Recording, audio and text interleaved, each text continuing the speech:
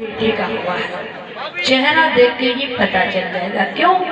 जब बेटी का जन्म होता है तो पूरे परिवार का चेहरा मलिन हो जाता, उदास हो जाता, उतर जाता, कुछ जानते भी नहीं है। और अगर किसी ने पूछ भी लिया कि भैया कौन हुआ, तो ऐसे लगता है मानो इनकी नानी मर गई है, बताने में भी शर्म आ रही है। बिल्कुल नहीं। और अगर वही बेटे का जन्म हुआ तो ध्यान रखना, पूछने की कोई जरूरत नहीं है, बस दूर से ही लड्डू बतासे बढ़ते चले आते हैं, पता हल्ला हो जाता है गांव में, फलाने के घर में बेटा हुआ है। क्यों? क्योंकि लोग कहते हैं कि जब बेटी होती है तो कहते हैं कड़वा फल हुआ है, और जब बेटा होता है ना तो कहते हैं मीठा फल हुआ है। बेटा मीठा फल और बेटी कड़वा फल। परंतु भैयाओ, आज की डेट में हमें आपको बिल्कुल भी बेटा और बेटी में परिवर्तन नहीं मानना चाहिए। आज के दौर में समाज इतना बढ़ चुका है, आगे जा चुका है कि जहां पढ़ाई लिखाई का समाज है वहां बेटा बेटियों में कोई भी अंतर नहीं है। क्यों? क्योंकि कहते हैं जब जिसके घर में बेटी का जन्म होता है तो कहते हैं बेटी जब घर में आती है तो हर बेटी अपने साथ में 3 चीजों को साथ लाती है।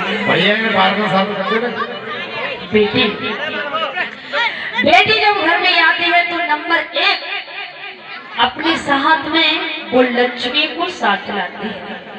बेटी जब घर में आती है तो वो अपने साथ में खुशियों को साथ लाती है। बेटी जब घर में आती है तो नंबर 3 वो अपने साथ में शक्ति को साथ लाती है। कैसे? आप अनुमान लगाना। जब उसी बेटी का शादी का नंबर आता है, बेटी चाहे धनवान की हो चाहे गरीब की हो, गरीब बेटी की ओर ध्यान दें। अगर पिता के पास धन नहीं है, पैसा नहीं है, तो कहीं से भी आए, कैसे भी आए, जब बेटी की शादी होती है तो 1 महीने पहले से ही पिता की पॉकेट पैसों से भर जाती है। क्यों? क्योंकि अंदर लक्ष्मी बैठी हुई है, कहीं से भी पैसा आ जाएगा। उसी बेटी का पिता रात दिन भागता है, काम करता है, लेकिन उसके शरीर में थकान बिल्कुल नहीं होती है। जिन पिताओं ने अपनी बेटियों की सगाई की है ना, उनको पता है। रात दिन भागते हैं, शाम को सुबह निकल गए, शाम को घर आए, चारपाई पर लेटे हैं तो घर वाले कहते भोजन कर लो, तो कहते भूख गई नहीं। क्यों? क्योंकि जो शक्ति है ना अंदर बैठी है। काम पूरे दिन करते हैं, भाग भाग के करते हैं, नंगे पैरों करते हैं, लेकिन थकावट बिल्कुल भी शरीर में नहीं है, भूख बिल्कुल भी नहीं है।